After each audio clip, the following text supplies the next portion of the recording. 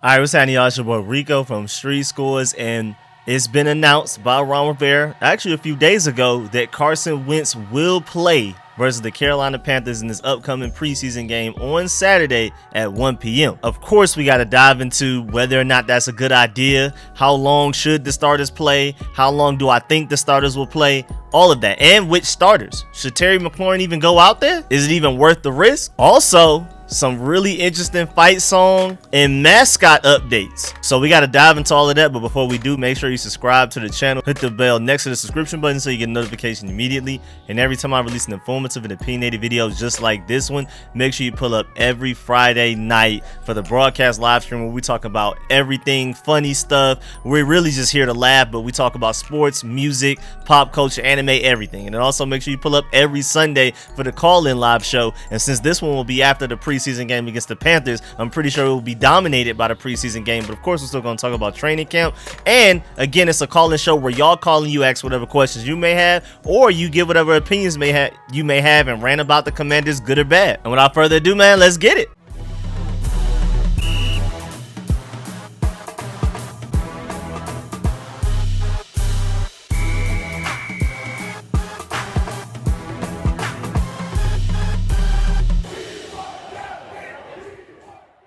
So, Ron Rivera, after the Saturday night practice at FedEx Field, he was asked whether or not Carson Wentz will play against the Panthers this upcoming Saturday at 1 p.m. And Rivera said, quote, he'll play, he'll definitely play, unquote. And Wentz even spoke about it. He said, quote, I trust their decision. I trust what Coach Scott Turner thinks. I trust what Coach Rivera thinks and everything.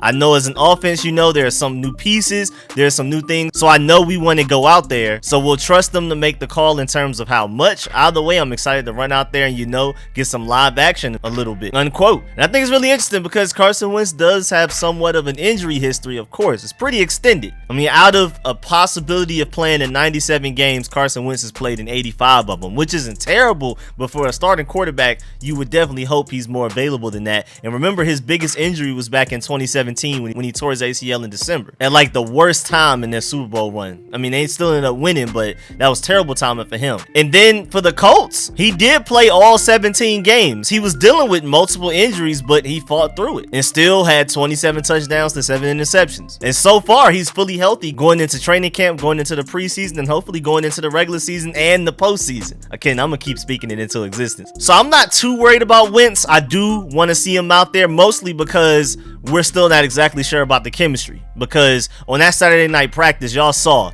he was super up and super down. I mean, even in the beginning of practice, when it was ones versus nones, like literally no defenders, just Carson Wentz and Terry McLaurin on the field together, that's it. And he was still missing them. But since then, Carson Wentz has put together a couple of really good practices with being able to hit not only Terry McLaurin, but Jahan Dotson and a lot of the guys in rhythm, on target, everything. So there's room for optimism that Carson Wentz can figure it out. Again, it's only been 2 weeks of training camp. We still have quite a bit of ways to go before the regular season. He has plenty of time to figure it out, but I still want to see him in real game action against a real team. Granted, the Panthers aren't the best team out here doing it, but it's still another team that doesn't really care about your safety and health. They're going to hit you. They're going at you. I want to see, because one of his most notable things that he has, one of his best attributes is that he stands tall in the pocket. No matter what trash is around him, guys diving at his feet, guys trying to sack him, he'll stand up tall, firm, and take a hit. But with this offensive line, hopefully he has trust in them to continue to do so, and I want to see if he can do that against the Panthers. It's going to be the first time that a team is actually going to be able to hit him.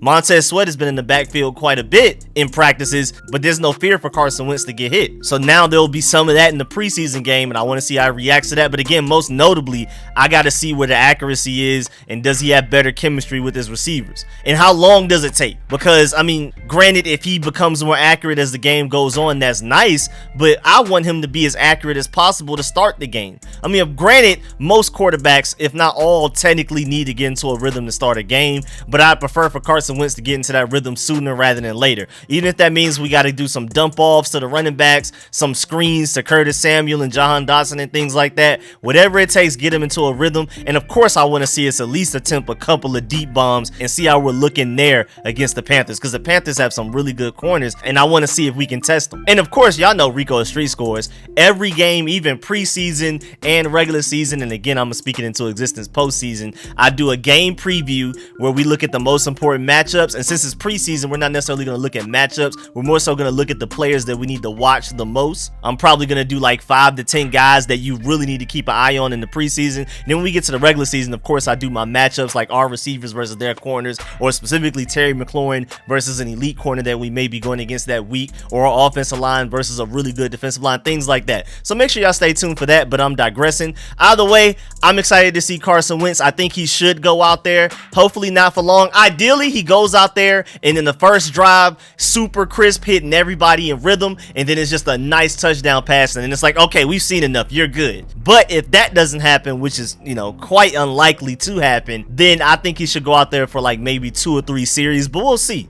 But apparently he will be out there and he will start, according to Ron Rivera. And then after that, I mean, is it worth the risk putting Terry McLaurin out there? I'm not sure.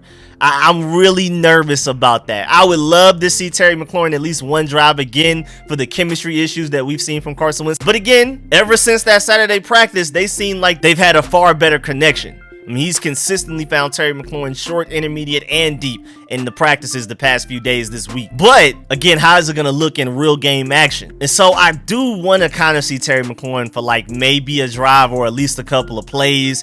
I don't want to see him out there as long as Carson Wentz. Like if Carson Wentz is going for 2 or 3 series, I don't think I want to see Terry McLaurin for all of those series. But I do at least want to see him a little bit. And I think our entire offensive line needs to go out there because we got to work on continuity there. Of course, with Logan Thomas hurt, if John Bass is healthy enough, only if he's healthy enough, throw him out there. If Cole Turner's healthy enough, doubt it. I'm not sure if he'll be ready by Saturday. He's dealing with a hamstring injury. Throw him out there, but again, I doubt it. And then I'm excited to see like Samus Reyes and Curtis Hodges to actually basically be the starters and then see how Carson Wentz plays with those guys. And then Curtis Samuel, I'm more worried about him than Terry McLaurin, but I would like to at least see him go out there for a series. But again, just like Terry McLaurin, I do not want to see him out there for a whole 3 series, even if Carson Wentz is out there. And then Jahan Dotson, I'd prefer to see him as much as possible. Tonio Gibson got to work on the fumbles. I want to see you as much as possible, but I really want to see what Brian Johnson looks like. And J.D. McKissic right now hasn't practiced in a couple of days, so I'm not even sure if he's going to play. And then defensively, I want to see everybody that's healthy, especially Jamin Davis and Benjamin St-Juste. I want to see those guys. Again, I'm going to do a full preview and breakdown of this upcoming preseason game against the Panthers, where I'm going to really dive into which 5 to 10 players I have my eye on the most and why.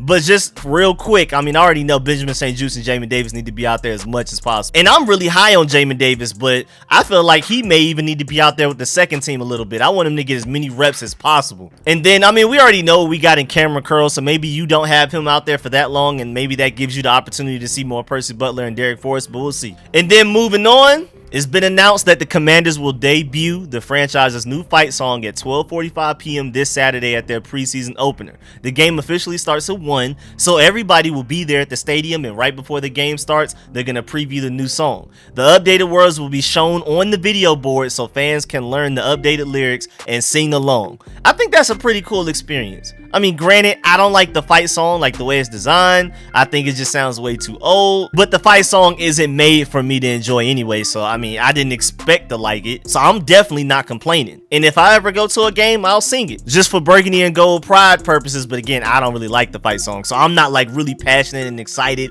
about the debut. But for the fans that are, I'm very happy for you, and I'm glad that they're unveiling it this way for everybody to kind of experience it together at the stadium at the same time. I think that's really dope. There's gonna be a whole ceremony. It will include an exclusive in-game feature video detailing the making of the fight song with personal accounts from David Breeskin and Mariah Breeskin McLean, the son and granddaughter respectively of the original fight song composer. That's really cool. Barn Breeskin. David Breeskin and his family will also be honored during the pregame ceremony. The program will conclude with the inaugural performance of the the Commanders fight song played by the Commanders marching band. I think that's really cool. I'm more excited about the marching band than the actual fight song, honestly. Alongside lyrics on the video board so fans can learn the updated lyrics and sing along. I think that's really cool. I think they did that pretty well, at least how they're revealing it. I think that's definitely a better reveal than how they revealed the new logo and names and all of that type of stuff. That whole thing was botched a little bit, but I mean, at the end of the day, it doesn't matter. I'm happy to have new jerseys and all of that, so I don't really care. But the way they went about it, that was pretty ugly. But at least